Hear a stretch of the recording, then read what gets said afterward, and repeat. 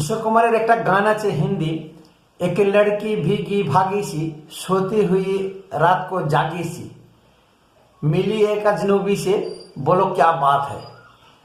ঠিক সেই রকমই মমতা ব্যানার্জির অবস্থা। মমতা ব্যানার্জি বলছে যে আমার কাছে খবর এলো স্ট্রং রুমে নাকি ইভিএম বদল হয়েছে। খবর ওর কাছে আসেনি, খবর ও নিজেই তৈরি করে। যে বুকে ধূপপুকুনি শুরু হয়ে গেছে, সেই ধূপপুকুনি থেকে মনের মধ্যে নানান রকমের একটা ভ্রান্ত ধারণা, নেগেটিভ চিন্তাভাবনা এবং হারবো হারবো ভাব, এটা কিন্তু বহু আগে থেকেই ও বুঝতে পেরে গেছে। তাই বলছে আমার কাছে খবর এসেছে স্ট্রং রুমে ইভিএম বদল হতে পারে, আমি রাত পাহারা দেবো, প্রত্যেকেই যেন মাটি কামড়ে পড়ে থাকে। যতক্ষণ না আমি প্রেস কনফারেন্স বলছি, কাউন্টিংয়ের দিনে শেষ মুহূর্ত পর্যন্ত কেউ জমি ছাড়বে না। এই যে এটা ওর একটা ভয়ের বাতাবরণ বা ভয় যে পেয়েছে তার একটা প্রকাশ। মমতা ব্যানার্জিকে আমরা লড়াকু নেত্রী হিসেবে জানি। যত রকমের ধুরন্ধর রাজনীতি আছে সব রকমের করেছে। ডেড বডি নিয়ে রাজনীতি করা, রাস্তায় বসে পড়া।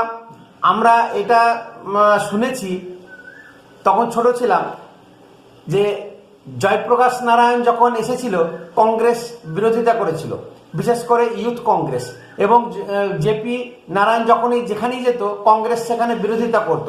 আর সেই ইউথ কংগ্রেসের লিডার ছিল মমতা ব্যানার্জি। সেই মমতা ব্যানার্জি জয়প্রকাশ নারায়ণের গাড়ির বনেটে বসে যে একটা নোংরামি করেছিল, সারা ভারতবর্ষ বিখ্যাত হয়ে গেছিল যে লড়াকু নেত্রী হিসাবে এবং বদমাইশ হিসাবে। সেই যে রণংদেহী, সেই যে ওর মার কাটারি একটা ছবি রাজনীতিতে, সিপিএম এর সঙ্গেও ঠিক ওইভাবেই লড়েছিল 1991 সালে 21শে জুলাই, যেটা 21শে জুলাই পালন করে। প্রচুর লোককে মেরে ফেলেছিল, ওর সহযোগী যারা ছিল নিজে বেঁচে গেছে। এই মমতা ব্যানার্জি 2021 সালেও ঠিক এইভাবেই নাটক বলুন বা তার যে রণংদেহী নানা রকমের কুমন্তব্য, মুখে কুভাষা, খিস্তি যা যা আছে সবই আক্রমণাত্মক ছিল। এবং যে পা ভেঙে গেছে, সেই ভাঙা পা নিয়ে যে একটা মানুষের কাছে সিম্পেথি আদায় কিভাবে করতে হয় সেটা কিন্তু মমতা ব্যানার্জি খুব ভালো করে জানে। এবং জনগণকে কিভাবে তাতিয়ে রাখতে হয়, জনগণকে কিভাবে একদম অ্যাগ্রেসিভলি অ্যাটাকের মতন মনোভাব নিয়ে রাখা যায়, মমতা ব্যানার্জি সেই জিনিসগুলো কিন্তু খুব ভালোভাবে করতে পারত বা করে। 2021 সালে বিজেপি যেরকম ছিল, বিজেপি ডিফেন্সিভ মোডে ছিল, আর মমতা ব্যানার্জি আক্রমণ করত। মমতা ব্যানার্জি যা যা বলতো সেই জবাব দিয়ে যেত প্রত্যেকটি সভাতে, কিন্তু এইবারে তার পুনরাবৃত্তি হয়নি।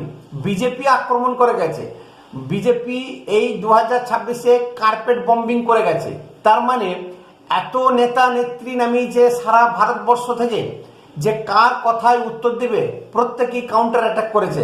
মমতা ব্যানার্জির কাছে কোনো ইস্যুই ছিল না যে কি বোঝাবো জনতাকে।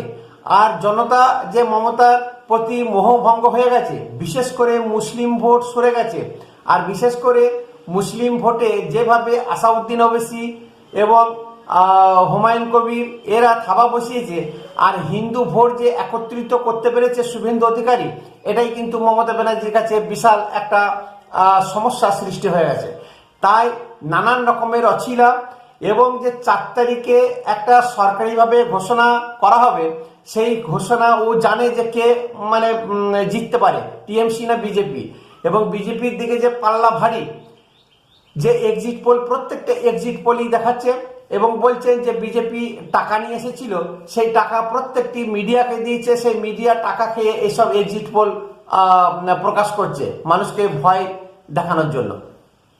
আমি জানি আমি 2026-এ 226-এর বেশি ভোট পেয়ে আমি জয়লাভ করব। মানুষের পূর্ণ সমর্থন আছে, মহিলাদের পূর্ণ সমর্থন আছে।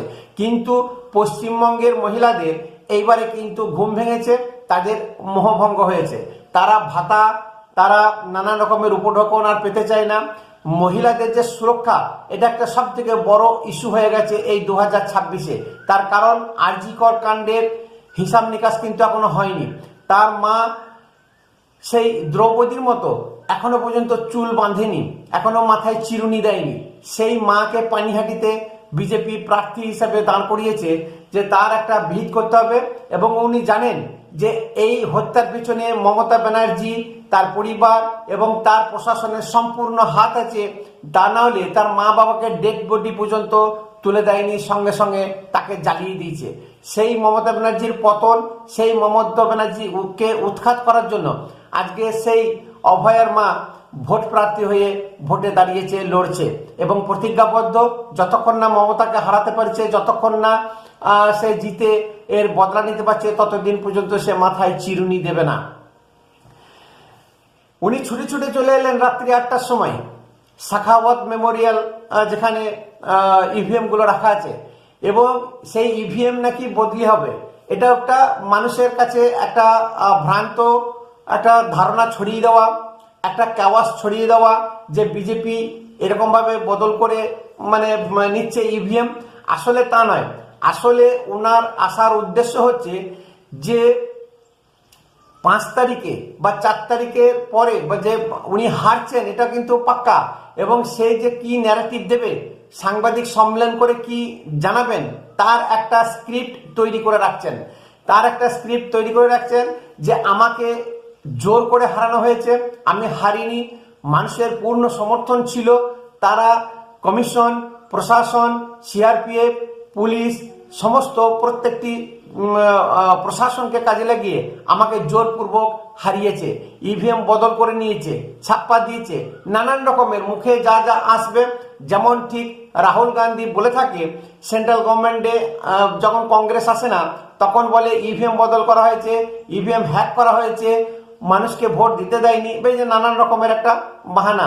আপনারা দেখবেন খেলা যখন হয়, সে ক্রিকেট খেলা হোক, ফুটবল খেলা হোক, যখন ম্যাচ হয় এবং ফাইনাল হয়, কোনো একটা পক্ষ জিতে, কোনো একটা পক্ষ হারে। তা যে পক্ষ হারছে তার ক্যাপ্টেনের বডি ল্যাঙ্গুয়েজ আর যে জিতছে সেই ক্যাপ্টেনের বডি ল্যাঙ্গুয়েজ কিন্তু আপনারা খেয়াল করুন। তারা যে কথা বলে তাদের ভাষাতে কিন্তু সমস্ত কিছু ফুটে ওঠে। ঠিক মমতা ব্যানার্জি রাত্রি 8টার সময় সেখানে এলেন পাহারা দিতে, বলছে আমি সারা রাত পাহারা দেবো, এবং সেই রাত্রি 8টা থেকে 12টা 5-6 পর্যন্ত উনি সেখানে বসেছিলেন এবং সেখানে কিছুই পেলেন না, কোনো সুযোগই পেলেন না। সেখানে ঢোকার তো কোনো সুযোগ নেই, বাইরে থেকে সিসিটিভি ক্যামেরা, সেই টিভি থেকে ঘুরে আসতে হয়েছে। এবং কমিশন এত সুন্দর বন্দোবস্ত করেছে, 3টে লেয়ারে সেখানে সিকিউরিটির ব্যবস্থা করেছে। প্রথম লেয়ার রাস্তাঘাটে বা বাইরে, সেখানে স্টেট পুলিশ থাকবে জনতাকে আটকানো বা জোর ঝামেলা আটকানোর জন্য। সেকেন্ড লেয়ারে সিআরপিএফ কমান্ডো। থার্ড লেয়ারে যেখানে ইভিএম রাখা আছে যে সমস্ত স্ট্রং রুমে, সেখানে থাকবে প্যারামিলিটারি ফোর্স। প্রত্যেকটি স্ট্রং রুম সিল করা, এবং ব্যালট বক্সের জন্য আলাদা, যেটা পোস্টাল ব্যালট তার জন্য স্ট্রং রুম আলাদা, এবং ইভিএম ব্যালট তার জন্য স্ট্রং রুম আলাদা। এবং ব্যালট, পোস্টাল ব্যালট যে সমস্ত জায়গায় আছে, তারা প্রত্যেকটি দলকে ইমেল করে জানিয়ে দিয়েছে যে গতকালকে ব্যালট বক্স খোলা হবে এবং কাউন্টিং করা হবে, আপনারা চাইলে আসতে পারেন বা এজেন্ট পাঠাতে পারেন। এই যে সুবন্দোবস্ত জ্ঞানেশ কুমার করে রেখেছে, সেটা কিন্তু মমতা ব্যানার্জি জানে এখানে কিছু হবে না, এই যে সুবন্দোবস্ত করার জন্য। এবং সে একটা ন্যারেটিভ তৈরি করার জন্য স্ক্রিপ্ট আগে থেকে রেডি করে রেখে দিচ্ছে যে আমি পাবলিককে কি শোনাবো, আমি হারিনি, আমাকে হারানো হয়েছে, আমি যুদ্ধে হারিনি, আমাকে পা ধরে টেনে ফেলে দেওয়া হয়েছে, নাহলে আমি কিন্তু হারতাম না। এই হচ্ছে ওর বডি ল্যাঙ্গুয়েজ। এবং যেভাবে সেই স্ট্রং রুমের ওখান থেকে বেরোলো, তার মুখে কোনো কথা নেই। সেই যেমন বলে না ভিজে বিড়াল বা ভিগি বিল্লি, প্রচুর বৃষ্টি হচ্ছে, বৃষ্টিতে বিড়াল যেরকম ভিজে চুপচাপ হয়ে যায়, সুরসুর করে যেমন ঘুরে আসে বা ঘোরাফেরা করে বা কোনো একটা আশ্রয় খুঁজে দাঁড়াবার জন্য, ঠিক সেই রকম তার বডি ল্যাঙ্গুয়েজ, কোনো ভাষায় নেই।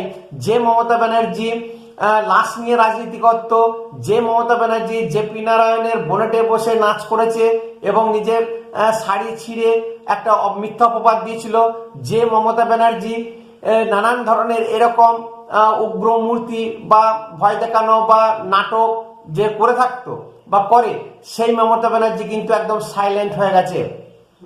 সেই মমতা ব্যানার্জি কিন্তু বুঝে গেছে যে এই ভোট বৈতরণী আমরা আর পেরোতে পারবো না।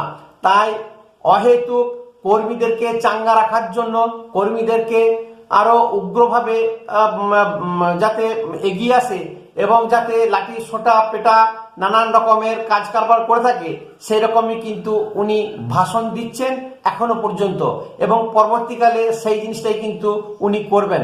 কিন্তু যদি বিজেপি জিতে আসে তাহলে এই সব জিনিস আর চলবে না। আর টিএমসিরা যারা এই ভাবছে যে থ্রেট দেবো, এখনো পর্যন্ত বারে বারে গিয়ে থ্রেট দিচ্ছে, কাউকে মারছে, সেই জিনিস কিন্তু আর করতে পারবেন না। অতএব মমতা ব্যানার্জি যে উগ্র রাজনীতি সেটা কিন্তু শেষ, এবং এটা কথাই আছে যে কেউ কোনোদিন বা চিরদিন রাজত্ব করতে পারে না। রাবণ এক সময় ধ্বংস হয়েছিল, রামেরও রাজত্ব নেই, তাহলে কেউ কোনোদিন এক জায়গায় থাকতে পারে না। সিপিএম কে বলেছিল যে সিপিএম কে কেউ উৎখাত করতে পারবে না। সিপিএম নিজেও ভাবতো যে আমরা এখানে ছিলাম, আছি এবং থাকবো, এই যে অহংকার, সেই সিপিএম কিন্তু উৎখাত হয়েছে।